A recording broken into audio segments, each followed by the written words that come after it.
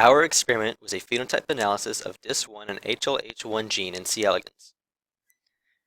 The dystrophin protein is located under the sarcolemma attached to an actin filament.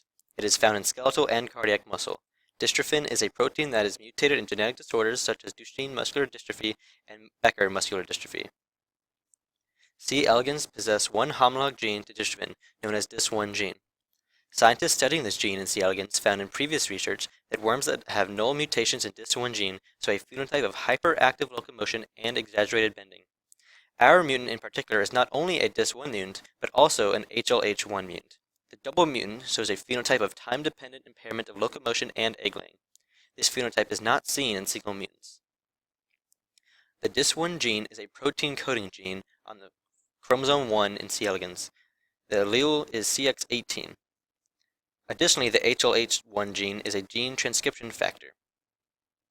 Our project focused on phenotype of a dys-1 and hlh-1 double mutant. We hypothesized that the double mutants would have less bends per minute than the wild-type C. elegans. We also hypothesized that the double mutant would have abnormal actin filaments as compared to the wild-type C. elegans.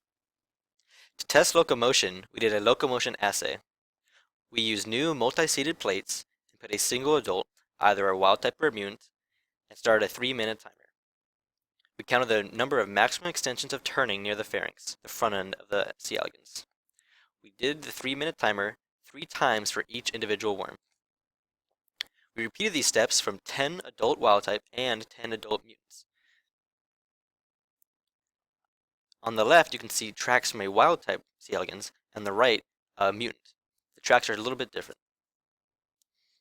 With this data, we compiled and averaged the data for the wild-type and the mutants, and the wild-type had more body bends per minute average. In order to observe the musculature of the mutants, we did a fluorescent staining of the actin in the muscle cells using phalloidin. We washed the worms from the plate using a PBS buffer and put them into a microfuge tube.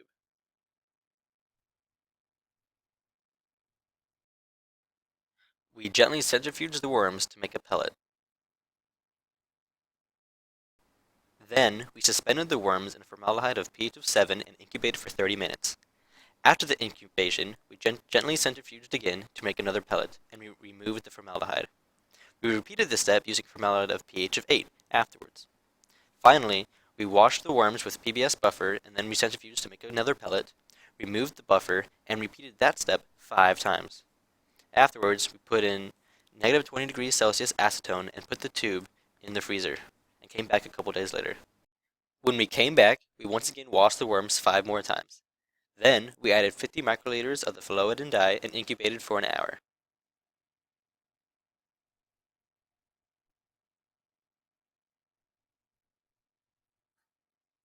Then, we pipetted off the excess and washed the worms 2 more times. Finally, we added a few drops of equilibrium buffer and incubated for 5 more minutes, removed this supernate and added a drop of anti-bleach.